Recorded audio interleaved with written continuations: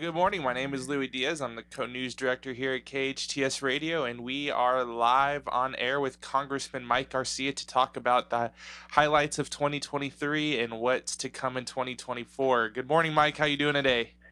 Hey, good morning, Luke. Thanks for having me. Appreciate it, and hope you had a good Christmas and getting ready for a good New Year here. I sure did, and yeah, it was a little bit of a warm Christmas for us. In the past, we've had snow and rain on the 5 freeway, so we were all very happy that Yeah, we didn't have any of beautiful. that this year. So hopefully it No stays that way. wind, and we actually kind of avoided a major fire season this year, so that was good. We really We'll did. keep I it don't going. even think the super scoopers that we contracted really had much work to do this year, which was good. So, That's right. um, All so good. let's dive into 2023. It's a year came and it seems like we just had New Year's last year, but here we are getting ready for 2024. Over the last 12 months, I know you are a former veteran yourself. You are a veteran of the armed services, and you've done a lot to support the men and women currently serving in our military. Let's talk about some of the law bills you've put into play to support the soldiers that are fighting for us, and why those bills you wrote and co-wrote are so needed and to help our military here. Yeah, I appreciate that. And it's actually pretty rare for a member of Congress to get one of their bills that is really substantive across the goal line, not only out of the House but also out of the Senate, and then signed into law by the president. That's the process. It could take 5 years in some cases, but I'm really proud of the fact that this year we got one of my bills, which was called the Military Spouse Licensing Relief Act, actually signed into law. President Biden signed this into law back in January of this year, so almost a year now. And what this does is it allows the spouses of active duty family members the ability to cross-deck their professional licenses across state lines. So when they get orders from Virginia to California because their spouse is getting moved by the military, the way the old system worked, if they were a doctor, a teacher, a nurse, a real estate agent, anything that had a license associated with it, they would have to get recertified. And in California, that's a big deal. Some of these professions take 2 to 3 years. They cost tens of thousands of dollars in some cases. And so to have the ability to allow that military family, when they get orders to another state, to simply keep that spouse license intact and stay dual income is huge. This affects roughly 400,000 potentially active duty military families. And it's good for them, obviously, because they have a second income. In many cases, that second income is actually more than what our troops are making on active duty. But it's also good for the local communities because we have a shortage of teachers. We have a shortage of nurses. We have a shortage of doctors. So these folks can now, come into these new communities and actually contribute in the workforce there where we need them. Then they spend their money. We generate tax revenue, federal level, state level, but they also contribute to the local economy and help the areas grow. So this is a big deal for our district because we do have a lot of folks that work up at Edwards Air Force Base, and they either live in the Antelope Valley or the Santa Clarita Valley, which are both of our congressional districts. So to see this now become law is a massive deal. And, it's been challenged by some states, and the courts have ruled in favor of the military members and their spouses. So that's probably the crowning achievement. The other thing we've been pushing this last year is a pay raise for our military. Right now, our troops start at about $22,000 a year, and I've gotten a couple bills passed in the House that actually have that starting salary go up to $31,000 a year. So it takes them from the equivalent of $11 an hour to $15 an hour, and still below where they need to be. But we've got record low recruiting, record low retention right now in the military ranks, and so these types of things are huge. And I'm confident we're going to get this one signed into law too. It's going to be a bit more of a fight here, but we're going to make sure that happens. And we've got to take care of our troops. We can't spend $850 billion a year on our military if we can't get our troops above the poverty line, and about a third of them qualified for food stamps. So that's been a huge set of victories for our troops, and that pay raise will affect 750,000 of our troops. More than a third of our troops would be affected by that pay raise. So that is massive as well. So it's been a good year as far as taking care of our troops and trying to reverse the tides of some of these, bad recruit and retention challenges that we've gotten. So I want to go back on something you said back on the getting the licenses transferable for spouses and then raising the pay rates for our soldiers. You mentioned that some of the states are pushing back against the licensing, and then you said it's a bit, you're fighting a little bit to get a pay raise. Why do you feel some of these states and some of these leaders are pushing back against that? That seems like a no-brainer. Yeah, it seems like a no-brainer. They don't want to have to comply with the federal requirements, frankly. It used to be a state right decision where, one state could say, hey, you've got to have, these 15 courses in order to be a real estate agent. And then another state says you've got to have these 12. And so they all had different standards. The problem is the spouses on active duty are federal employees, and they don't have a choice. They've got orders to move to these other states. And so it was an unfair practice to force them to get requalified. And a lot of these spouses ended up not even getting recertified because it was such a pain in the butt and it was so expensive and it took so long. So this basically makes it a uniform application across all 50 states, similar to a driver's license. It used to be that when you got orders in the military in another state, you'd have to go to the DMV and get a new driver's license, take a test, and that was changed a couple decades ago. And now we just recognize one set of qualifications for many of them. It doesn't apply to lawyers because the laws are actually different in each state, and there's bar exams they've got to take. So, but any other licensed profession, if you come from Florida or Texas, you move to California, you should still be able to take care of your patients as a nurse, and there will be some differences and some changes, but. Yeah, Texas actually appealed it against the federal government and against the active duty member's spouse, and the state of Texas lost, and the active duty spouse won, giving her the rights to work. In that case, I think it was as a teacher. Oh wow! Even though we're only about a year into this bill being put into law, have you seen the successes of it yet? Have you heard any success stories from people, or just seen it being? Literally hundreds, if not thousands of people now taking advantage of this. Probably tens of thousands. The current chairman of the Joint Chiefs of Staff, General Brown, he was the Chief of Staff of the Air Force. His wife benefited from this. I had the previous chairman of the Joint Chiefs of Staff personally thank me in a committee hearing because his wife benefited from it. And so, these are generals, but the fact is that this is helping the very low E1 through E6 ranks, probably more so because those are the ones struggling to make ends meet. And so, this is one less thing that motivates people to get out of the military. This should hopefully enable them to stay dual income families and want to stay in. Yeah. Well, for anyone just joining us here, this is Louie Diaz, one of the co-news directors at KHTS Radio, and we are live on air with Congressman Mike Garcia talking about some of the highlights of 2023 and what we could look forward to 2024.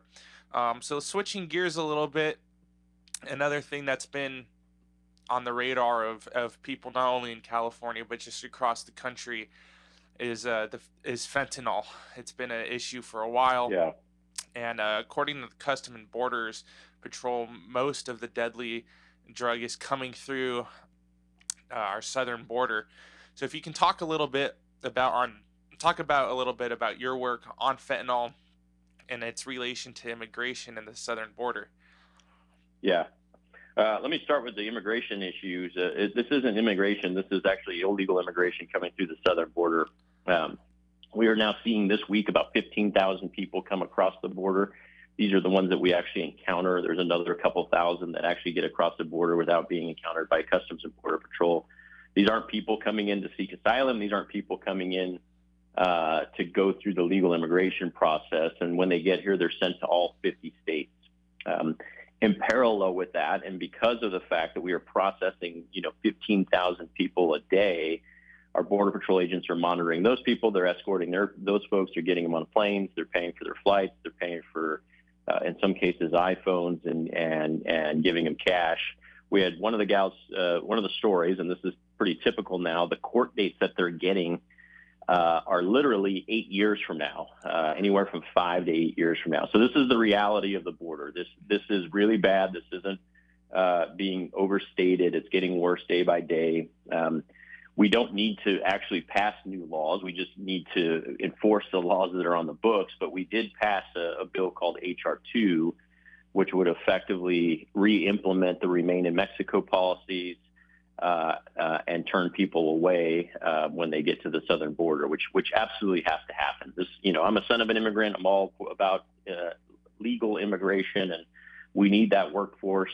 But there's a process to do it. And right now we have, 15,000 people a day coming across the border who we don't really know who they are. And these aren't necessarily just families. A lot of these are, males between the age of 18 and 30 who dozens of them have been caught who are actually on the terror watch list. So this is a problem. A subset of this major problem is the fentanyl crisis, which is where these pills are coming across. They're coming across an open border while everyone's focusing on the security and the, the escorting of the human beings that are coming across the border. The cartels are shipping pills, and these pills cost about 3 cents to make. They sell for about $15 on the street, so it's an unlimited return on investment.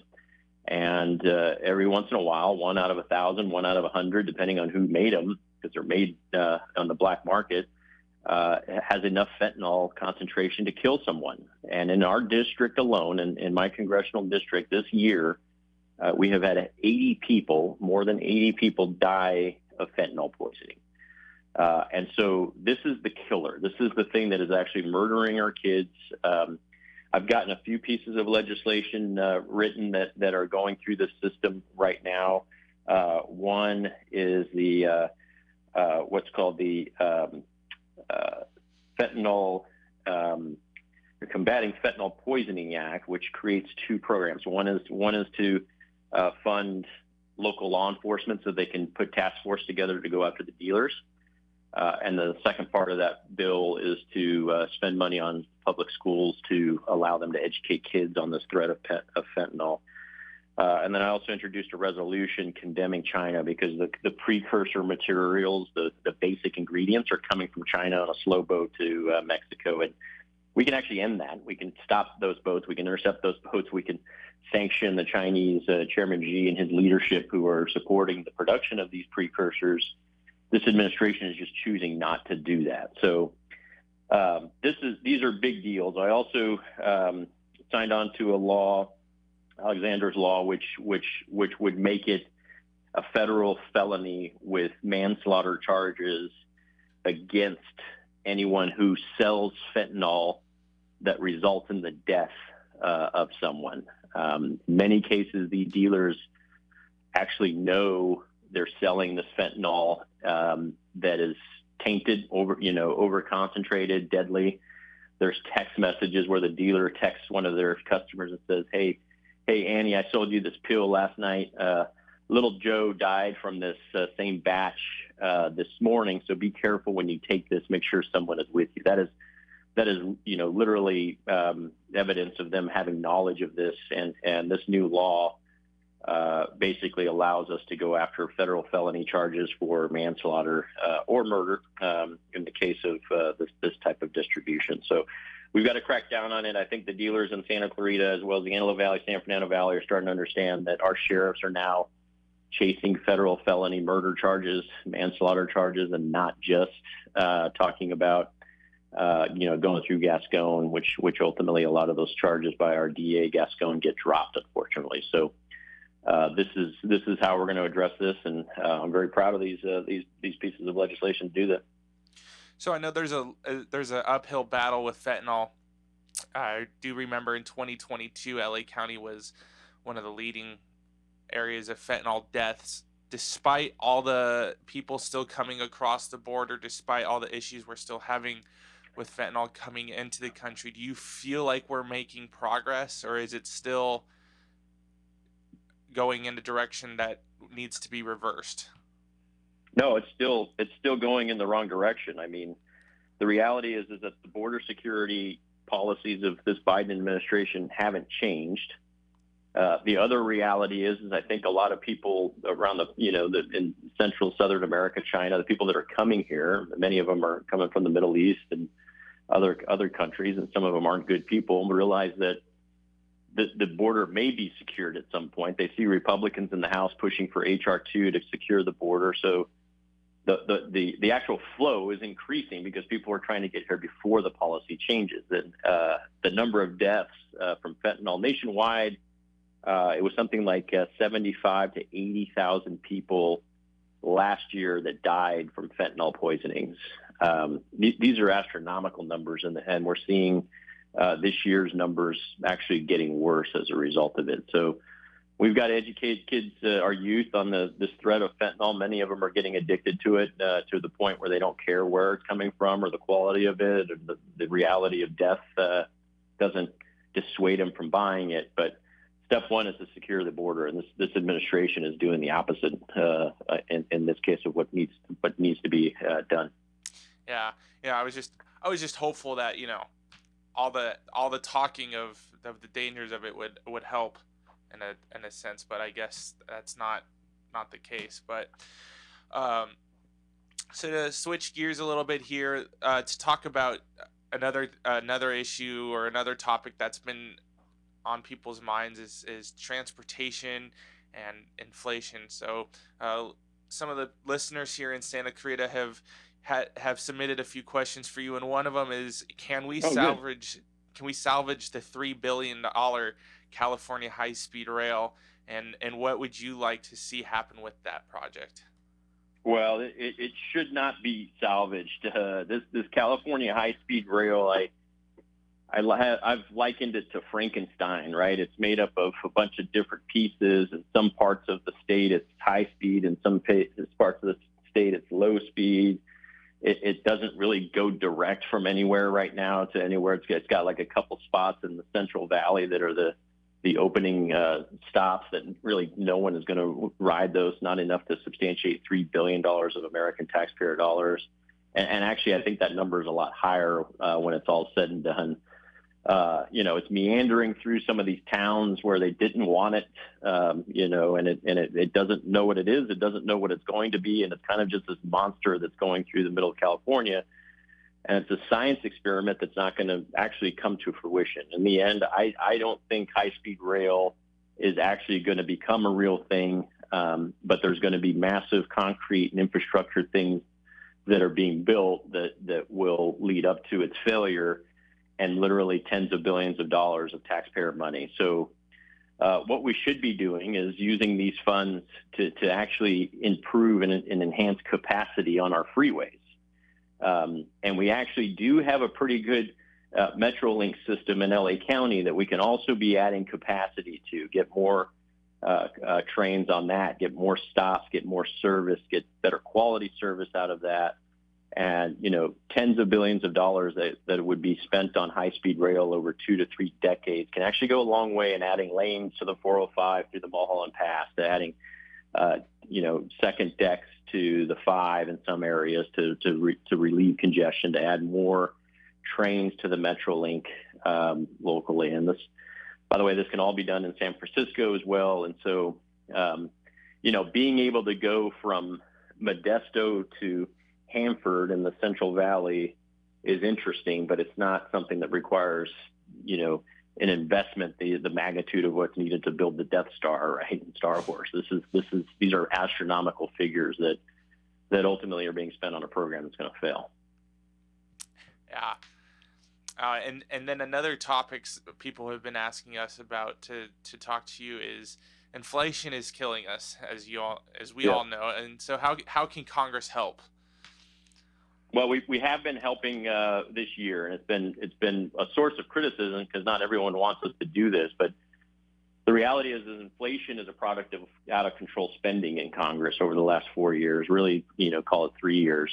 And so to reverse that tide, you have to cut spending. You can't continue to spend out of control like we have been. To give you a sense, for about 15 to 18 years, the federal government was spending $1.3 trillion a year on on its federal agency programs. This doesn't include Social Security. This doesn't include Medicare, any other welfare programs. We protect those. Those are mandatory spending. We can't actually touch Social Security. And I've said all along that I'm here to protect Social Security and Medicare. That's a contract that taxpayers have with the government. No one is looking to cut those things at all. So the $1.3 trillion is money that's spent on Department of Commerce, Department of Agriculture, all these massive federal bureaucracies. And that's where we were at for about 15 to 18 years. Then all of a sudden in 2018, that number went to 1.4, 2019 went to 1.5, 2020, 1.6, 1.7, 1.8. And then this last year, this FY24 request from Joe Biden to Congress was $1.9 trillion. So just in 4 or 5 years, you've seen a 50% increase in federal spending. And that doesn't include the roughly $6 trillion that was part of the Inflation Reduction Act that was pushed by Biden. Doesn't include the $6 trillion is Inflation Reduction Act, America Rescue Plan, the bipartisan infrastructure bills that became law. All this adds up to roughly 4 times the amount of cash that we would spend in a normal year. And so you've got tons of cash out there and it was all done under the auspices of COVID. Most of it had nothing to do with COVID. Inflation Reduction Act, the president himself said had nothing to do with inflation or reducing inflation, at least. It just aggravated it. So you've got all this money out there that's caused this inflation problem.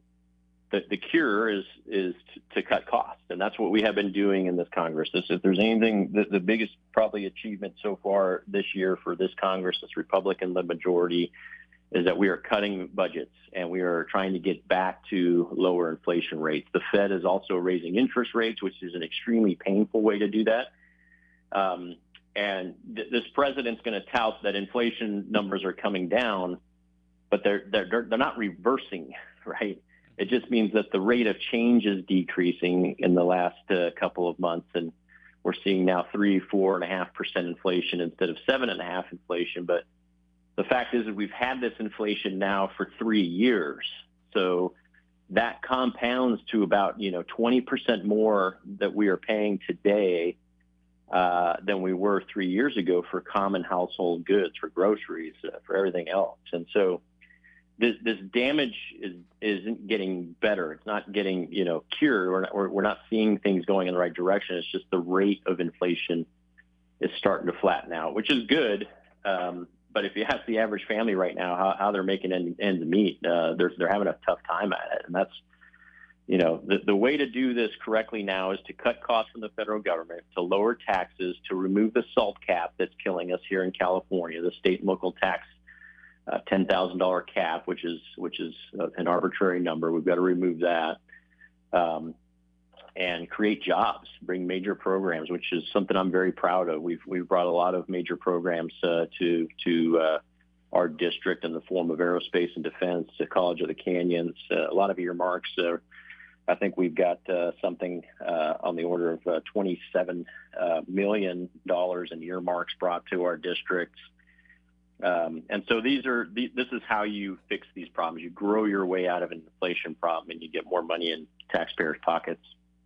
Yeah, and I know it sounds like you just touched upon some of this right now, but just moving forward with 2024, just a couple days away, what are your goals for 2024, if there are any that you haven't really touched on here? Yeah, well, the first goal is to always take care of our constituents. This last year we answered over 4,000 phone calls and emails. So we resolved 1,400 cases. And these are things that, our constituents needed help with the IRS. They needed help with, getting a passport, the VA, 1,400 of these cases, literally, what's that, 3 a day. That's taking care of your constituents. That's representing them. So that will continue to be the priority. We helped folks get 500 passports last year, and hundreds of veterans get their VA benefits. So that will always be the priority. The next priority will be all things security, investing in our military, investing in our economic security, investing in our neighborhood security. I'm working earmarks to help schools with security systems to protect our kids on campuses. I'm helping local nonprofits get money to give to be able to help the homeless in need. And get the money directly to some of these local nonprofits. So neighborhood security, border security. We've got to secure our border. And as you know, as a national security expert, I'm hyper-focused on China right now. And we need to keep pace with China. Everyone's talking about these other conflicts. We've got to stand by Israel. Israel will win this war. We've got to allow them to. I'm very disappointed in the level of anti-Semitism nationwide that's come out against Israel. We've got to stand by our what is our most important international strategic partner in the form of Israel and do it right. Allow them to do it right. Get them what they need. But while we're doing that, we also have to realize that our own existential threat is China. Besides our debt, we've got $33 trillion in debt. That's a huge problem. But we've got to also invest in our technologies to keep pace with China. So that's it. Fiscal responsibility, getting back to normal spending levels, allowing taxpayers a little relief, business owners to grow, to create jobs. And, I want to allow people to be able to stay in California. And that doesn't happen if the federal government adopts some of the policies that Sacramento has already adopted. Then we've got double whammies, and it's damn near impossible to survive in California already. But even more so if they start adopting those ugly twin sister policies that Sacramento's already adopted. But like I said, above all things, it's all about the constituents. It's all about making sure we're taking care of folks. And hopefully the folks, the voters, are seeing, someone who's rational, someone who's not doing this for my own self-interest, someone who I truly couldn't care about the party politics. I think we need weaker parties and stronger leaders. And sometimes I cross party lines. I'm right in the center of that scatter chart. When you look at how my voting record is, I'm pretty much right smack dab in the middle of that. And I'm willing to do what's right for the Constitution and what's right for the country, and party loyalties be damned. But I'm always going to do what's right in terms of our own security interests. Well, that's great. Well, thank you so much, Mike, for coming on and talking to us today. Again, this has been Louie Diaz with the KHTS Newsroom, talking to Congressman Mike Garcia about his successes in 2023 and what he looks forward to in 2024. So thanks again, Mike, for coming on, and we really appreciate it, and hope you have a happy new year. Thanks, Louie. You too. Be safe out there. And thanks to all your listeners. Hope everyone had a good holiday, and happy new year to everyone. Take care. Cool. Talk to you soon.